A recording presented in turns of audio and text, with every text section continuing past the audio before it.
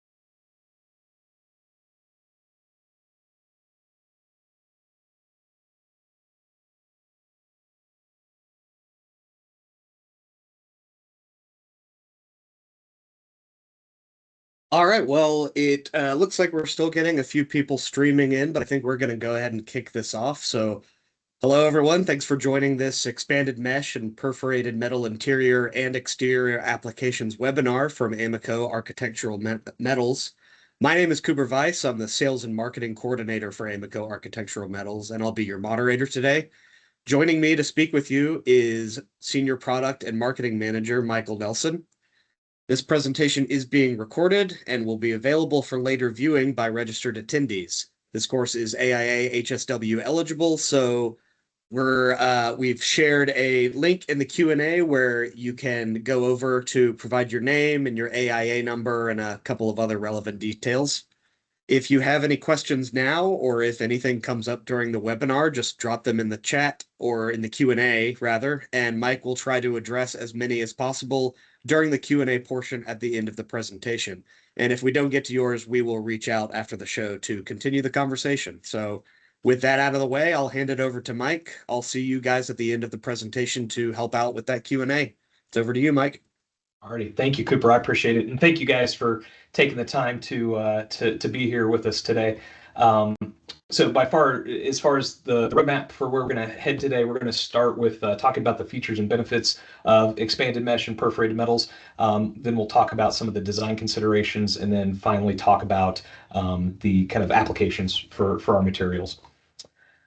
So jumping right into good old expanded mesh, it's a unique material in that it started as a industrial type of material decades and decades and decades ago.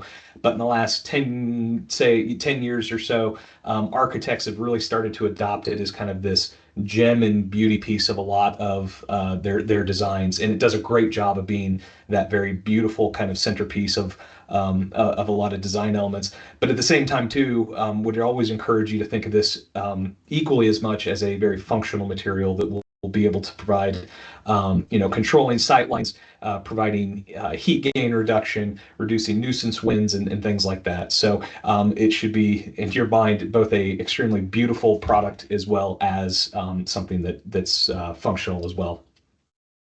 As far as how the material is manufactured, it's very simple and straightforward. So that starts as a piece of sheet metal that goes into a press, and then those teeth that you see here in the images just open and shut as the material goes through, and it both pierces and stretches all in one operation. So very, very, very simple and straightforward. Now, this is a sheet material at the end of the day, so as you start to think about expanded mesh, you'll have to think of it in terms of maximum panel sizes. A lot of manufacturers like Amoco, we have both portrait and landscape versions to many of our meshes. The benefit to the architect in these situations is that it helps you, just gives you some options in terms of where your attachment points may be or how you want to manage your seams as you lay out your panels. A few terms that are good to keep in mind as you're thinking about using this material. SWD and LWD are very commonly used. That stands for long way diamond and short way diamond.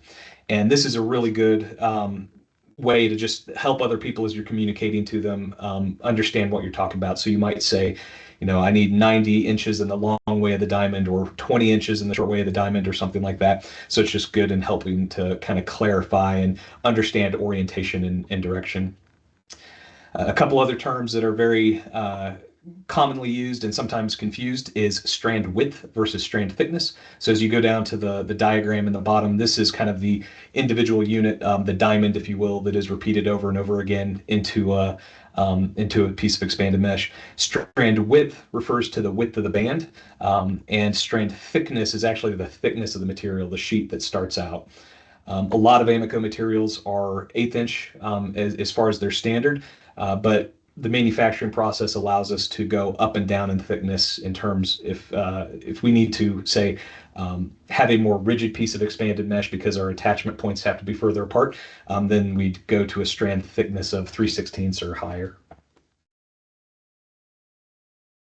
Expanded mesh is also unique in that you can the opacity of it changes depending on where you're standing in relation to it. So that panoramic image that you see there through the center, this is actually a mechanical screen at a train station. So it's oriented with a vertical diamond, and as the train came in, it was oriented in such a way to where it maximized the opacity of the panel, so people in the train weren't seeing the unsightly mechanical equipment behind it. Now that's kind of a functional approach there.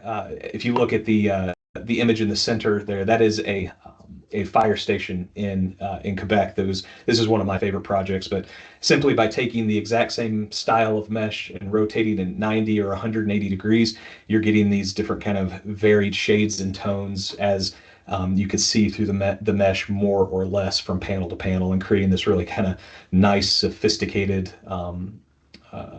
type of surface on that facade. There's lots of different mesh styles out in the market. These are a handful of Amicos. Apex 01 and Apex 03 tend to be our most popular. And if you can see in the camera where I'm holding Apex 01 just to give you kind of a sense of scale with a nice, very kind of large strand width. My hypothesis is why Apex 01 and 03 are so popular is just that texture is going to be so readable, even if it's, say, 2-3 stories in the air, or the viewer is a long way away, you're going to read that nice, rich texture, which you're likely going to or wanting to achieve by specifying a material like this. Now, across the bottom there are some of our more small strand width meshes. I'm holding here in my hand Belisa. This is one of our more popular kind of small strand widths. Ultimately, all of these materials kind of function the same. They're functionally no different, but it's purely just a decision-making process on what is the look that you want to go for, what is the opacity or transparency that you want to go for, and then in some cases, what is the mechanical open area in which you're trying to get airflow or something like that through. So very easy to specify. It's largely aesthetic, but your Amoco associates can and team members can help guide you through that selection process if that's something that you're struggling with. Moving on to perforated metals. Perforated metals are even more simple than expanded mesh. It's simply taking a sheet of metal and deleting holes into it. The benefit to the architect is that it gives you a nice, strong surface that you can begin to functionally build up surfaces where you need them, but then also be able to control the transparency. So you'll be able to space the holes to either create a more opaque or a more transparent type of surface for yourself. This project in the bottom here with the orange stairway, this is one of my favorite perforated projects where this kind of almost transparent area, it was created by having very small holes that were very close together. So as you put that between a viewer and a light source like those windows, it has this kind of almost transparent shimmery effect to it. There's two ways to manufacture perforated metals, which both kind of have their benefits to them. So the die-based press approach there that you see at the top, it starts on this coiler as a piece of sheet metal and quickly goes through the die punching and leveling and cutting process. The benefit to this process is that it's very cost efficient, but it does have the design constraint, as you can see here in the swatch on the right-hand side, where the whole pattern is going to be that same from row to row to row. It still creates a very beautiful panel, but you do need to be accepting of that kind of design limitation. If having the whole sizes and placement and shapes is super key and critical to you, where you want some more variation to it, that's when we'd move you over to a turret press for manufacturing. As you can see the piece of equipment there in the center, you have that giant bed where you would lay a piece of metal, and inside that machine is a library of punches and things like that it goes and grabs and places that hole exactly where you need it. In exchange for that design flexibility, this process is a little bit slower in terms of manufacturing, so that price does go up a little bit. The other interesting thing that the turret press can do for you is it can introduce dimpling, which you see here in this swatch here. Those dimples are going to make the panel more rigid. However, a lot of our clients are using them more as just a design element to bring more beauty to the surface they're trying to create.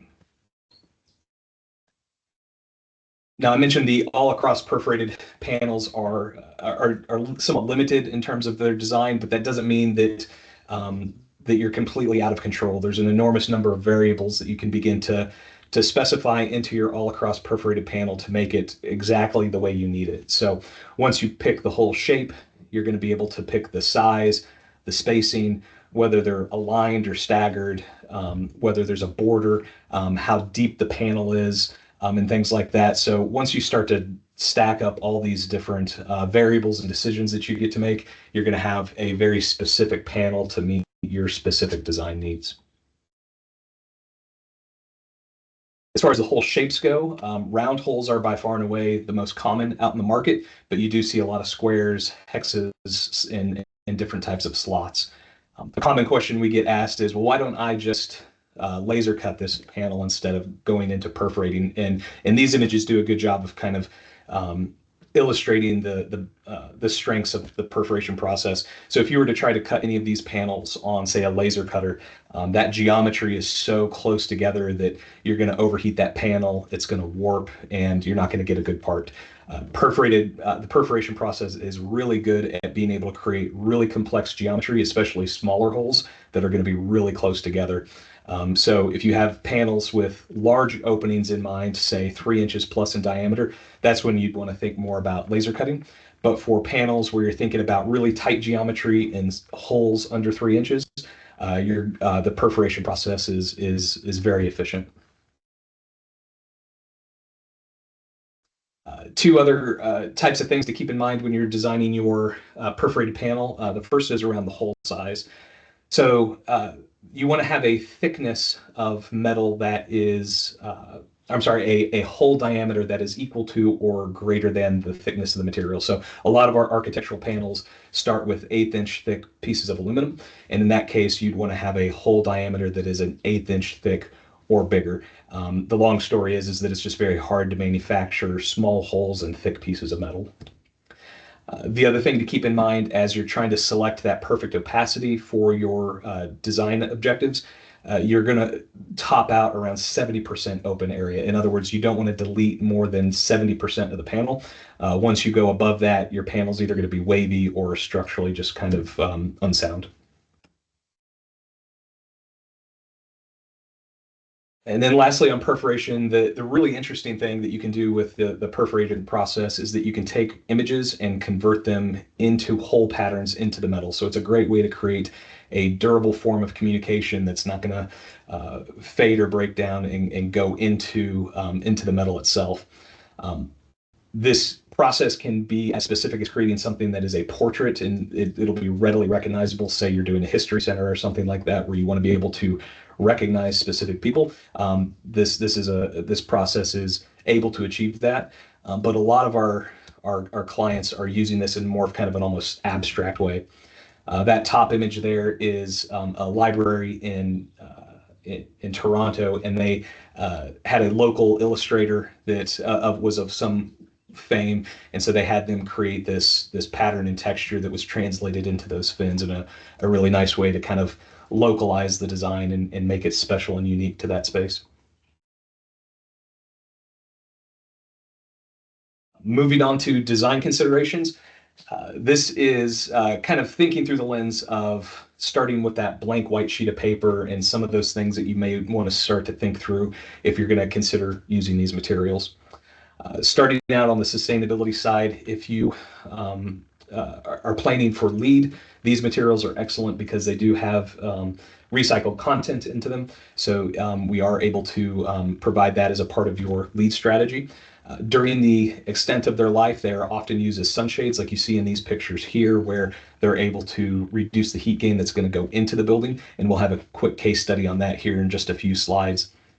And then at the end of life, these materials are very readily recycled. One, they're aluminum, so any city or geography is going to have a recycling center that will be able to take in these materials. But they're also mechanically fastened onto the building, so there's no mixing. They're easy to segregate and remove from the structure at their end of life. And even if they are powder coated or painted, they are still easily recycled. The next big design consideration, and probably the one that's going to be the most visually impactful, is thinking around your color and your finish. And there's lots of ways to finish these types of metals, and they all kind of have their gives and takes to them.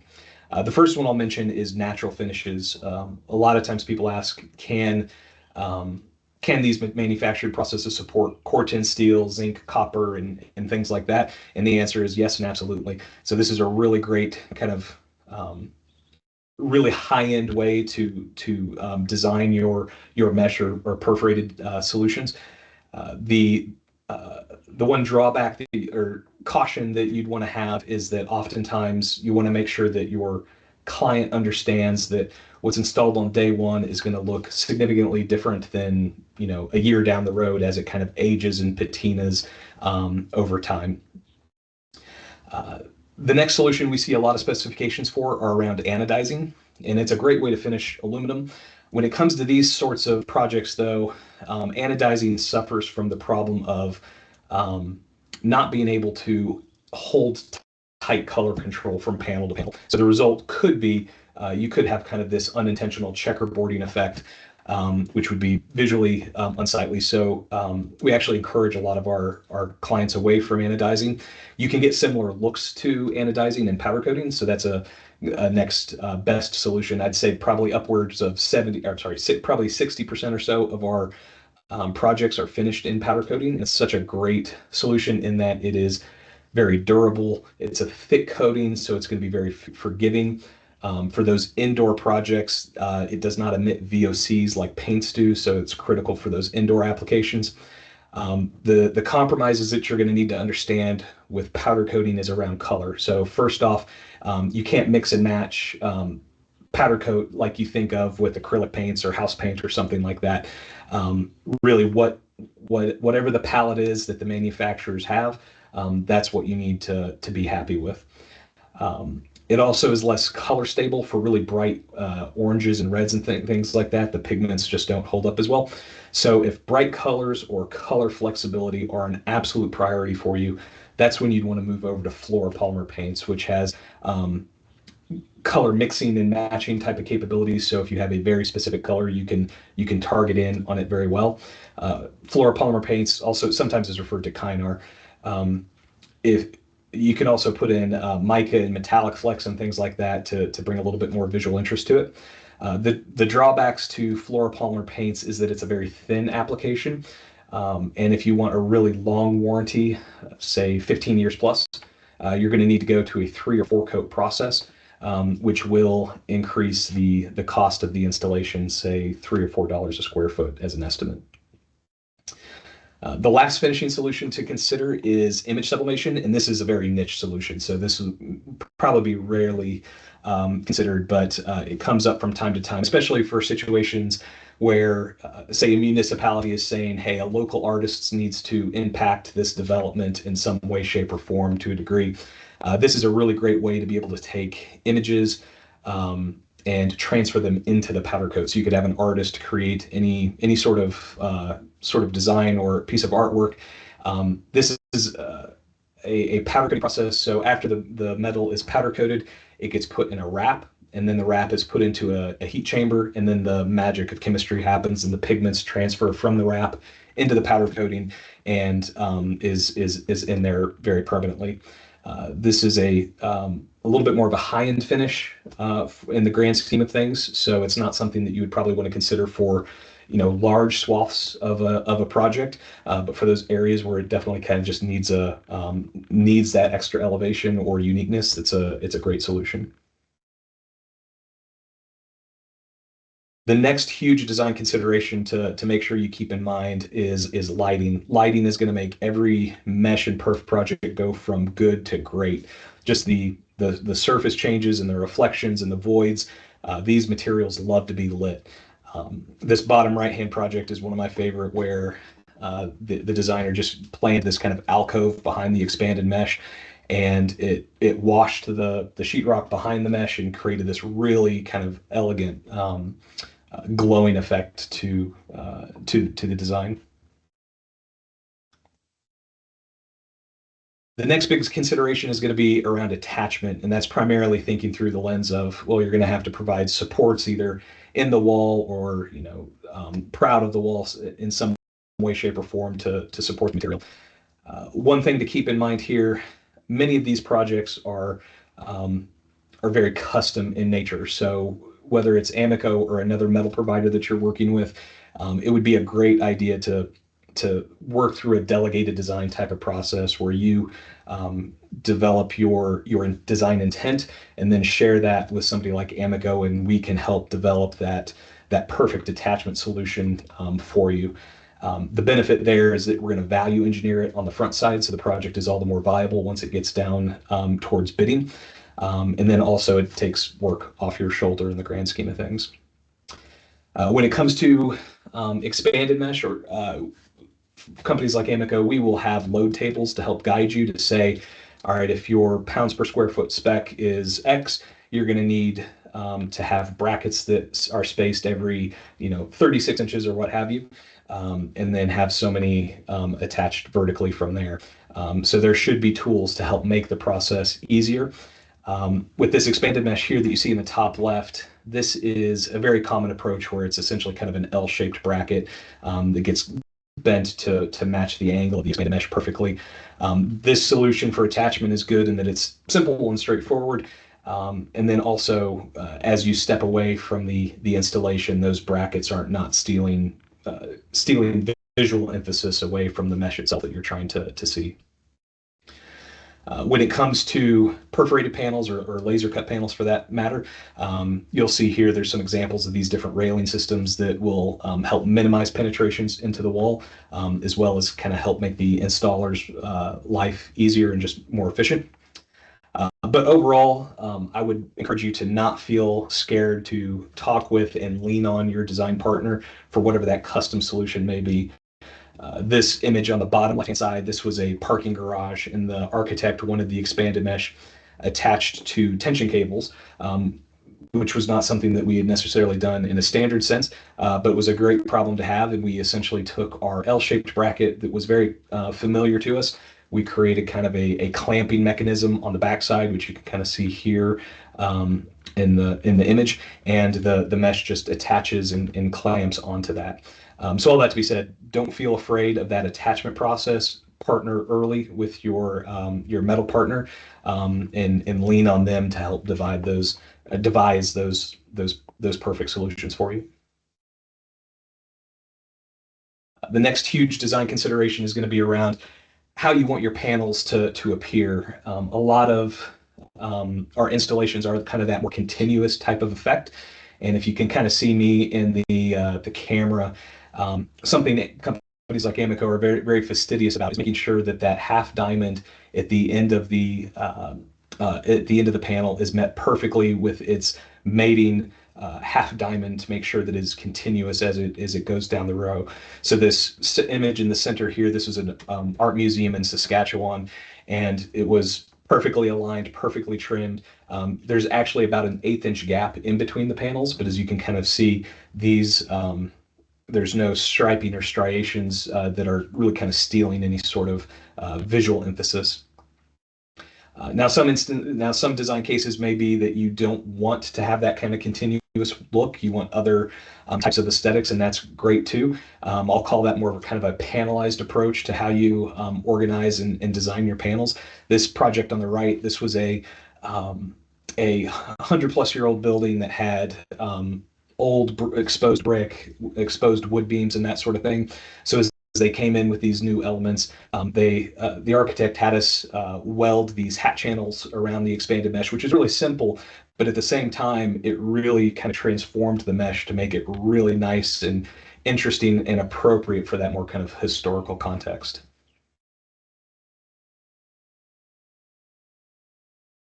The next design consideration to keep in mind is around the depth of the panel. One of my biggest fears is that people will think of our materials as right angles and flat surfaces, and that's just all you get. But that's absolutely not the case, and would encourage you to think of these materials as something that you can really sculpt with to get the perfect texture and form that you're going for.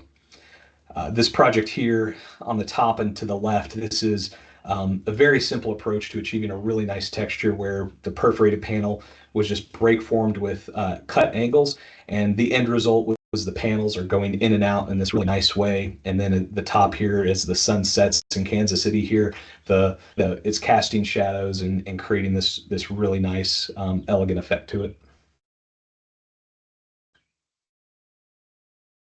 Expanded mesh can be formed as well, whether that's break formed or curved and rolled. This project here is in New York City. It's a pedestrian bridge where this form was kind of broken down into 3 panels, where you have an arced panel, a flat panel, and then another arced panel to create that really nice tapered, soft look to it. Ultimately, would love for you guys to think of these materials as kind of a lump of clay, if you will, where you can take it, repurpose it, sculpt it, do whatever you want to create the form that you're ultimately looking for. This project at the top here, this is I believe, I can't prove it, but I think it's the largest expanded mesh installation in North America, down in Houston, where the architects at Populous just did a beautiful job forming the facade of that soccer stadium. If you can imagine underneath it, it's just a concrete block of utilitarianism meant to hold chairs and whatnot. But then they went over top of it and created this really interesting undulating form that kind of draws you in and makes you want to experience what's inside. On kind of a smaller scale here, this image in the bottom left, these orange elements here, these are actually perforated metal wedges that were formed, attached to the ceiling, and then the lights were installed against them. The interesting thing here is they kind of took commodity strip lights that they probably would have regretted in a normal situation, but they were able to really kind of elevate them by combining them with the perforated metal and creating this really nice focal point to their design. The next kind of design consideration that you should feel comfortable with in your design toolkit is negative space. All of these panels are built to spec, so they every single one of them is going to get their own shop drawing. So please feel free to move towards having cutouts, shapes, angles, and things like that introduced into your design. The next design consideration, we kind of touched on mesh direction early on with this fire station, which is one of my favorite projects. But even looking here on the right, this is a lobby here with an expanded mesh ceiling, an atrium. And the simple act of taking the expanded mesh, rotating it 90 degrees, starts to introduce a rhythm that you're not going to get in a kind of custom element that you're not going to get out of a typical ceiling system.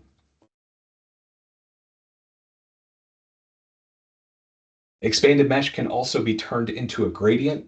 Um, if you remember back to the image of the manufacturing process, that sheet metal is getting pushed through those teeth as it opens and closes.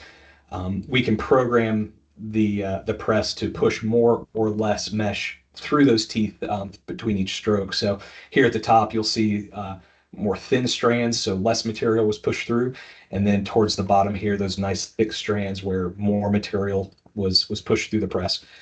The end result is a kind of really nice high-end, almost very custom look to the mesh that's really essentially free. It's not it's just the cost of incremental material that would be used.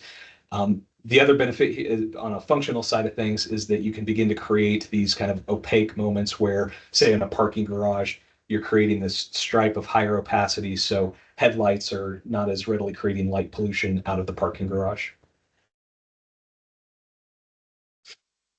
These materials are also nice and lightweight, being aluminum. So another consideration you could take into to bear on your design is having these elements move in some manner. In this case here, this was a project that it was a residential project, and the it had a beautiful view of the Mississippi River out there their front, and they wanted to be able to have a sunscreen that moved with the sun through the day and through the seasons. And so the mesh was simply welded into a frame and then placed in a track, and it's something that is very easily moved by any given adult.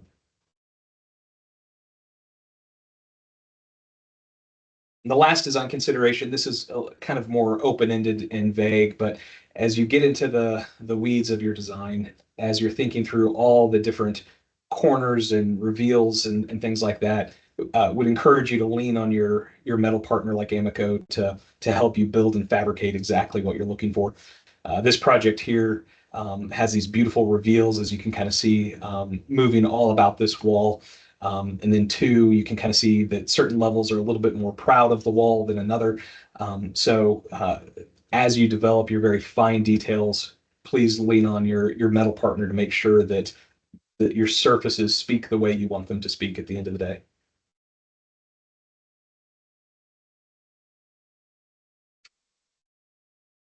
Moving on to applications, our last section here. None of these applications are probably going to be absolutely revolutionary by any means, but they're a good excuse to share photos and just kind of share how other people are using the materials. The first one is facades, which is a great application, commonly thought of for expanded mesh, especially. This is at kind of that design strategy level. These materials are great because they're going to bring in texture and color where you may be struggling to introduce those two things. It's also going to be able to help you break up those surfaces where you may see kind of a boring glass facade and struggling to understand how to break it apart to make it visually interesting. Introducing expanded mesh would be a great way to do that. This top project here, just outside of Boston, I like this project because it has this beautiful high sheen glass wall going one direction, and then perpendicular to it, that kind of high texture expanded mesh just makes that whole form feel more intentional and well thought out.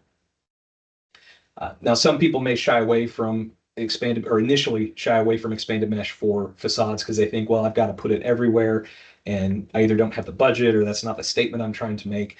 But in some cases, it may be just, say, a stripe of expanded mesh to really kind of communicate that design element that you're wanting to create. This project in the bottom right-hand side was a adaptive reuse project in Beverly Hills where this restaurant was completely renovated, and they very kind of almost sparingly used expanded mesh kind of at the focal points and over entrances and things like that to just kind of give that hint of texture to complete the design look they're going for.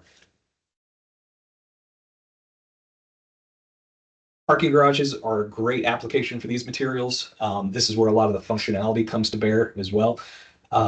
Because these materials are open, we can help you get the right style of mesh that will provide enough airflow for the car gases to come and go and the fresh air in as needed, while still also generating the right amount of opacity that you're going for to probably hide what you're looking to do. In the bottom right-hand image here, this is Apex 03 during the day, and you can kind of see it's providing a really nice opaque effect where it's hiding and screening a lot of the chaos of concrete and cars that are typical with parking garages. Additionally, in terms of those feature benefits, the expanded mesh is going to be able to help introduce a windbreak while still allowing daylight in as well, so you're not necessarily having to drive high light loads even during the day. And then probably most importantly, if you're living adjacent to one of these parking garages, it will help reduce that light pollution from car headlights as they're driving around at night. Equipment screens are another great application. They're kind of similar to parking garages, and you're trying to hide that things that you don't want to see, while still allowing heat and air and gases to do what they need to do. This bottom right-hand project is one of my favorite out of Minneapolis. This is a electrical substation that was right in the middle of a residential space, and instead of just leaving the eyesore, they hired a designer to come in. They created this beautiful moving undulating surface. They cut those elements of negative space through the surface as well, and then lit it really interesting where those lights are slowly turning on and off and changing colors throughout the night.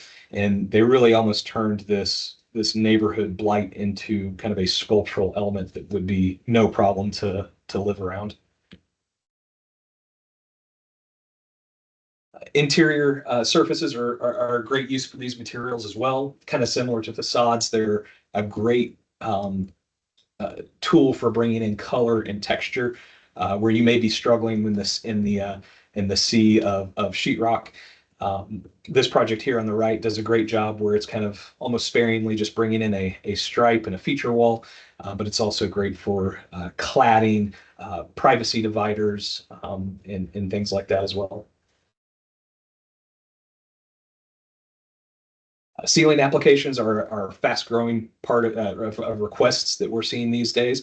Walking under expanded mesh is just kind of a unique experience. It's a great material selection choice because it's kind of unexpected. It's never going to be your $5 a square foot solution that you may see out there in the market, but for those lobbies and conference rooms and maybe airport terminals and things like that, where it deserves a little bit of elevation to it, it's a great material selection choice to really bring in something kind of special.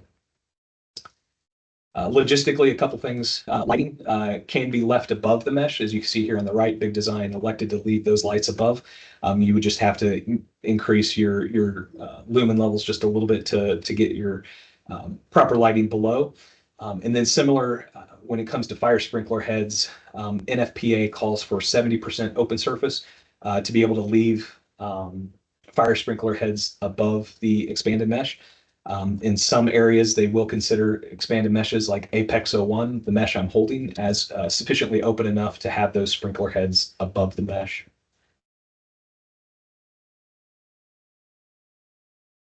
When you're thinking of railing, perforated material is very common in the railing universe. Because it's a flat material, it's very easy to incorporate into different railing systems and even custom railing solutions.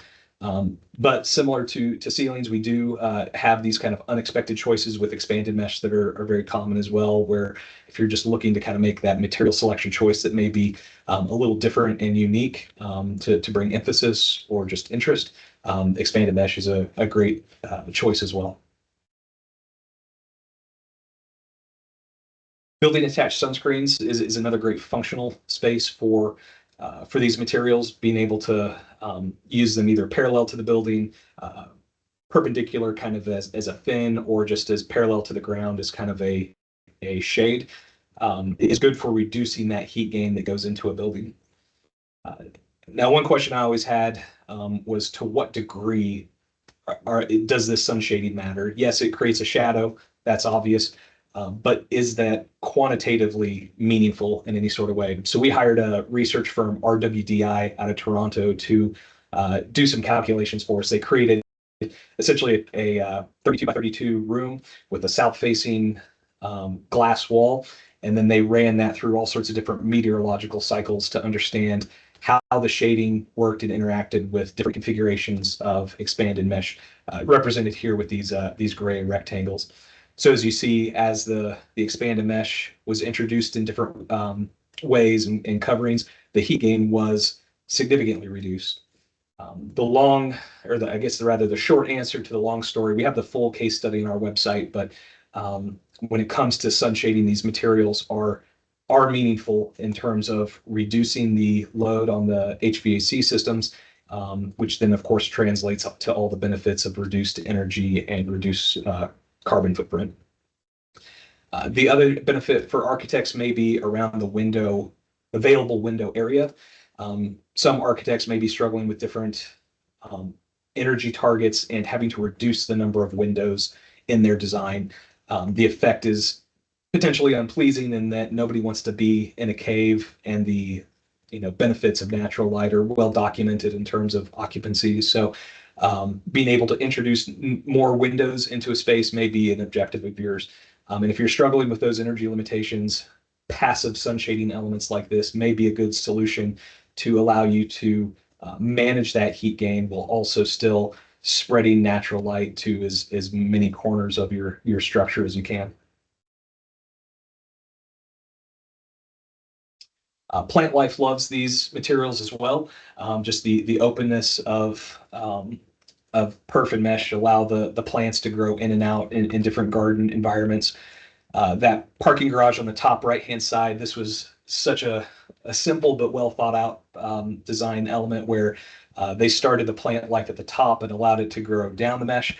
And the end effect was that it took a typically bulky monolithic parking garage and really softened it an enormous amount. And even just that heavy kind of green plant growth being elevated up off the ground really made the presence of the building have almost kind of this lighter, almost levitating effect to the surface.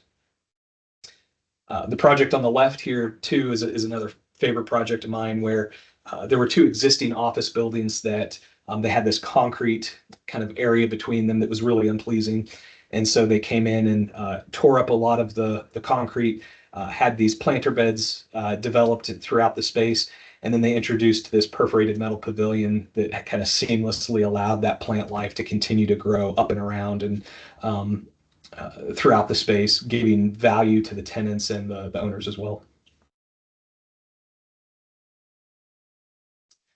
Pedestrian screens are also very good for these materials.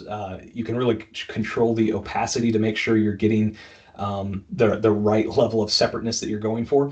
This happened to be Pier 35 in New York City, where they wanted to create a park right next to an industrial parking lot, as you can kind of see from this bottom right-hand image. So to really achieve that park effect that they were going for, so people could relax and feel like they are detached, they had to create some sort of screen, which very effectively, using our Apex 01 material, separated those worlds and made people able to experience the park the way they should. The other benefit here to using an open material like expanded mesh is it allows wind and rain to pass through. You're not having to manage as much. Sealed surfaces for water, and water and rain is allowed to evaporate and do what it does without having to really create complicated sealed surfaces. Adaptive reuse is also really good for these materials. I think purely just because they're so bold, oftentimes they're very good at being able to take a before and make it the after very distinct and beautiful. This project here in Connecticut was a bank that got turned into an office space, and you can see here the expanded mesh allowed them to kind of break free of that really harsh horizontal roof line and start to move the eye at these different angles towards the focal point of the entryway. Additionally, here, this mesh is acting as a sunshade and allowed them to open up more windows, introduce more natural light into the space, while still also kind of judiciously managing the glare and whatnot that would come into the building. Acoustic panels is a great use for perforated metal. Perforated metal tends to be near acoustically transparent, just the magic of sound waves, they find their way through the holes.